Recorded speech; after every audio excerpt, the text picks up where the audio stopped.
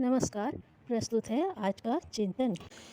प्रगति का प्रकाश ज्यों-ज्यों प्रखर होता जा रहा है, त्यों-त्यों लोग शिक्षा का महत्व समझने लगे हैं। गांव-गांव स्कूल कॉलेज खुल रहे हैं, कन्याओं को पढ़ाया भी जा रहा है। प्रयत्न यह भी किया जा रहा है कि प्रौढ़ों से भी कोई अनपढ़ न रहने पाए। जब शिक्षा का महत्व नहीं समझा जाता था, तब गांव पीछे एक दो पंडित, पुरोहित, जमींदार, साहूकार ही पढ़े होते थे। शेष लोग इस झंझट में पड़ने से यह कहकर मना कर देते थे कि हमारे पास खेती बाड़ी है, कोई नौकरी थोड़े ही करनी है जो हम पढ़ने लिखने में बेकार समय खराब करें। अपने समय का यह वह भी प्रचलन रहा होगा, पर अब स्थिति बदल गई है। लोग समझने लगे हैं कि बिना पढ़े की स्थिति हर दृष्टि से गई गुजरी होती है। वह न उपयुक्त ज्ञान संपादित करके सभ्य जनों की पंक्ति में बैठ सकता है और न उसका उपार्जन ही बढ़ चढ़कर हो सकता है। श्रेय सम्मान तो मिले ही कैसे। समय में सुधार होने के उपरांत विद्यार्थी, अभिभावक, सरकार सभी को यह चिंता पड़ी है कि शिक्षा संवर्धन को महत्व दिया जाए, अन्यथा लोग अनगढ़ गई गुजरी स्थिति में ही पड़े रहेंगे। सामाजिक राष्ट्रीय प्रगति के सपने भी धरे रह जाएंगे। तथ्य को ध्यान में रखते हुए सर्वसाधारण को शिक्षित बनाने का काम पूरे उत्साह के साथ हाथ में लिया गया है। इससे भी अधिक महत्वपूर्ण तथा आवश्यक उपलब्धि है सुसंस्कारिता। गंभीरतापूर्वक विचार किया जाए तो इसका वजन शिक्षा से कम नहीं वरन अधिक ही बैठता है। उच्च स्तरीय चिंतन में संस्कृति की सराहना में बहुत कुछ कहा जाता है। धर्म, अध्यात्म, दर्शन आदि का उसे आधार माना जाता है।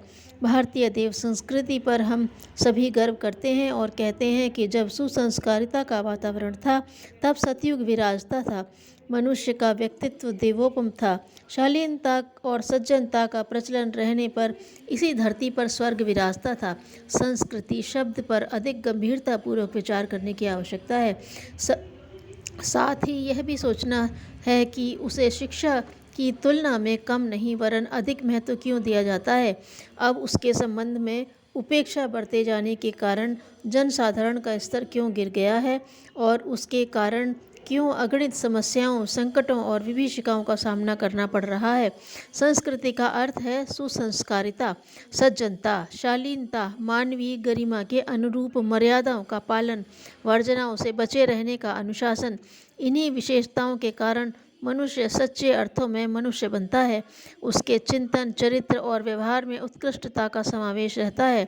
गुण, कर्म, स्वभाव की दृष्टि से वह उस ऊंचाई पर बना रहता है जिसकी की सृष्टि के मुकुट मुनि समझे जाने वाले सृष्टा के युवराज मनुष्य से आशा अपेक्षा की जाती है। शिक्षा के आधार पर मनुष्य सुयोग्य बनता है, उसकी जानकारियों की परिधि बड़ी हो जाती है।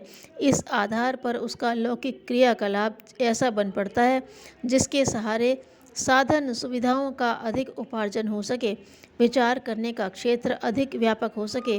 देखते भी हैं कि अशिक्षितों की तुलना में शिक्षित अधिक सुयोग्य माने जाते हैं और वे प्रगति का लाभ भी अधिक उठाते हैं।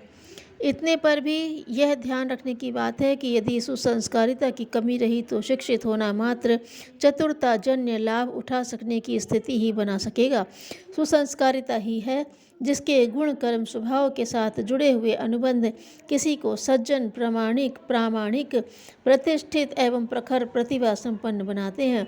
इसी आधार पर व्यक्ति अपना स्तर ऊंचा उठाने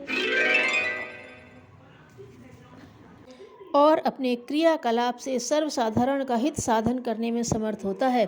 ऐसे ही लोग अनुकरणीय, अभिनंदनीय माने जाते हैं, महामानवों में गिने जाते और समाज में नर रत्न कहे जाते हैं।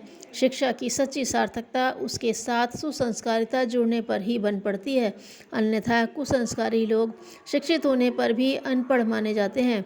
वे अनाचार अपनाते, असभ्यों जैसी रीति नीति अपनाते और बिना पढ़े की तुलना में अपनी चतुरता के आधार पर अधिक अनर्थ करते हैं।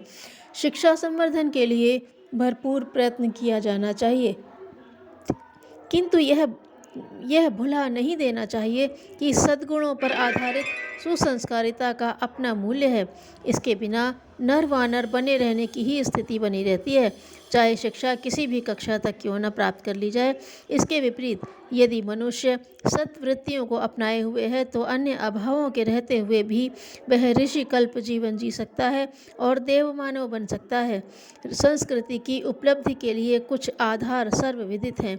सत साहित्य का स्वाध्याय, सत्संग, श्रेष्ठ समुदाय के जन साथ संपर्क, उच्च स्तरीय वातावरण के सहारे व्यक्तित्व निखारते हैं। इसके अतिरिक्त कला, साहित्य, संगीत, अभिनय, तीर्थाटन, परिभ्रमण के सहारे भी मनुष्य किसी विशेष ढांचे में ढलते हैं। प्रचलनों का प्रवाह भी प्रभावित करता है, मनुष्य समाज को बनाता है। यह उक्ति उच्च स्तरीय लोगों पर लागू होती है, पर साधारण लोगों के संबंध में तो यही देखा जाता है कि समाज के सामाजिक वातावरण के द्वारा व्यक्तियों को ढाला जाता है। इसलिए मूर्धन्य जन इस प्रयास में भी निरत रहते हैं कि समर्थ सज्जन ढालने वाले वातावरण बने। इस निमित्त प्राचीन काल में बालकों के लिए गुरुकुल, तरुणों के लिए तीर्थ, प्रौढ़ों के लिए आरण्यक विनिर्मित किए जाते थे। देवालयों, धर्म स्थानों को उसी प्रयोजन के लिए कार्य करना पड़ता था। साधु, ब्राह्मण, वानप्रस्थ, परिव्राजक समाज को सुसंस्कारी बनाने के लिए ही निरंतर कार्यरत रहते थे। शिक्षा संवर्धन तो उस प्रयास का आरंभिक चरण था। सुसंस्कारिता के प्रतिपादन एवं अभिवर्धन के लिए एक अतिरिक्त धार्मिक प्रयोजन भी प्रचलन में समाविष्ट था। प्रयोग परीक्षणों ने उसकी उपयोगिता सिद्ध की। संपूर्ण मानव जीवन के अनावश्यक कृत्यों में उसे सम्मान भरा स्थान मिला। यह विधा है संस्कार प्रक्रिया। धर्मशास्त्रों में समय समय पर मनुष्य के 16 संस्कार आयोजन किए जाने का विधान है। आयु वृद्धि के साथ साथ जीवन में अनेक मोड़ आते हैं। उत्तरदायित्व में हेर फेर होता है। उसका सांगोपांग शिक्षण करने के लिए समय समय पर पारिवारिक समारोहों के रूप में संस्कार आयोजन संपन्न किए जाते थे। उन दिनों फुर्सत और सुविधा का समय था, इसलिए हर व्यक्ति के 16 संस्कार मनाए जाने के रूप में परिवार संस्था के समग्र शिक्षण का प्रयास निर्बाध रूप से चलता रहता था। पर अब वैसी बात नहीं रही। व्यस्तता, महंगाई और धर्म प्रयोजनों के लिए उपेक्षा बढ़ जाने के कारण उनमें कटौती भी करनी पड़ गई और विधान को अपेक्षाकृत अधिक सरल भी बनाया गया। समय के प्रवाह के अनुरूप संस्कार प्रक्रिया का समयानुसार निर्धारण एवं प्रचलन किया जाना चाहिए।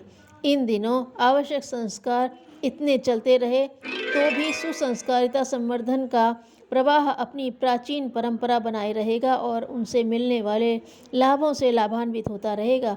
सामयिक संस्कार, जिनकी गिनती वैसे तो 16 है, पर उनमें से 7 एवं 2 सामयिक जन्म दिवसोत्सव तथा विवाह दिवसोत्सव मनाए जाते रहें तो वह महत्वपूर्ण प्रयोजन सध सकता है। इसके निमित्त इनका प्रावधान भारतीय संस्कृति में रखा गया है। धन्यवाद।